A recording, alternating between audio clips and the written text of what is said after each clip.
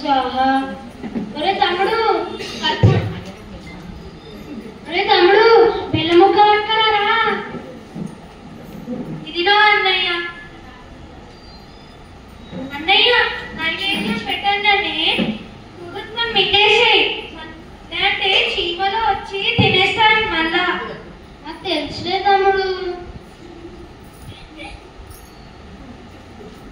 అయ్యో, ఒరే చిన్న తమ్ముడు, కర్పూరం బిల్లు పట్టుకరారా.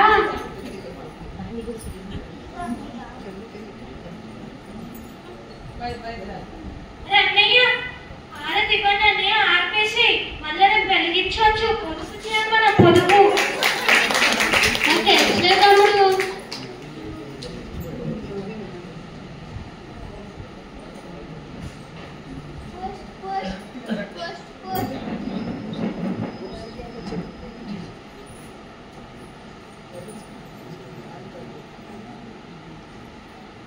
అన్నయ్య ఏమైందిరా తమ్ముడు? మన పెద్ద తాతగా చనిపోయారంటారా? ఇప్పుడు మనం ఊరికి వెళ్ళాలి.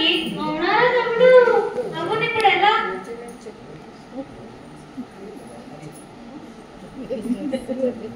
రే తమ్ముడు, మీరు ఇంటి పక్కనే ఉంటారా? నేను వెళ్ళేసి వస్తాను. సరే అన్నయ్య. నువ్వు అనుకోండి, రేపు పొద్దునే వెళ్ళిపోవాలి.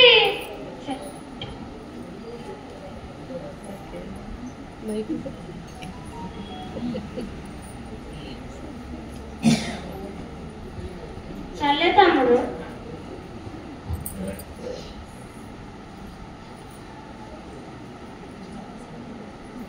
సర్లే తమ్ముడు, వెళ్ళేసి వస్తాను.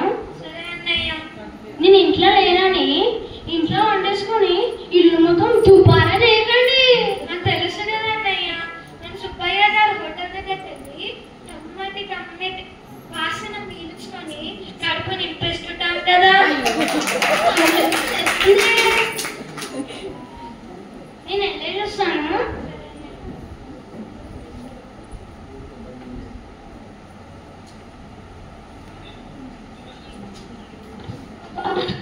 అబ్బా, ఒరే తమ్ముడు, డోర్ తీయరా, కాళ్ళు నొప్పి వస్తుంది. అబ్బా, డోర్ తీయరా తమ్ముడు.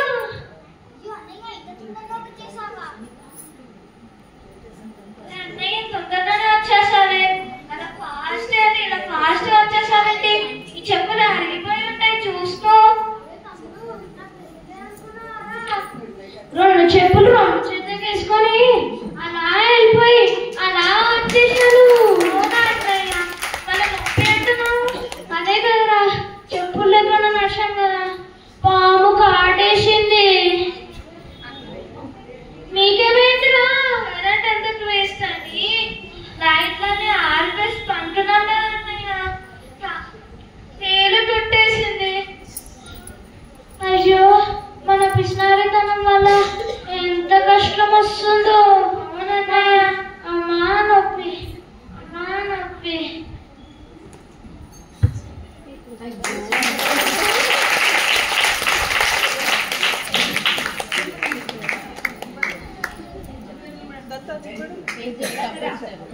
మీరు చూసిన ఈ నాటకం పేరు లోభి మహాలోభి.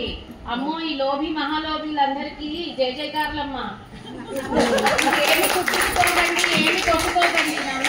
ఈ నాటిక పేరు లోభి మహాలోభి అండి. అంటే పిసినారితనం వల్ల మనకి ఏం జరుగుతుంది? అతి పిసినారితనం కూడా మంచిది కాదు కదా. మనకి కావాల్సినంత, మనకి అవసరం ఉన్నంత మనం ఖర్చు పెట్టుకోవాలి. వాళ్ళు తిండి మానేసి వాసన పీల్చుకున్నారు. నీరసం దాకా ఏమవుతుంది? పడుకుంటూ పోయారు, మధ్యలో తేలొచ్చి కుట్టేసింది. వీడు చెప్పులు చేతికి వేసుకున్నాడు, నడుచుకుంటూ వస్తాడు ఊరి నుంచి. ఏమవుతుంది? చూసుకోలేదు, పాము కాడేసింది. కాబట్టి పిసినారితనం పనికిరాదు అని ఏదో చిన్న హాస్య నాటకం అండి. జస్ట్ ప్రయోజనం అంతే.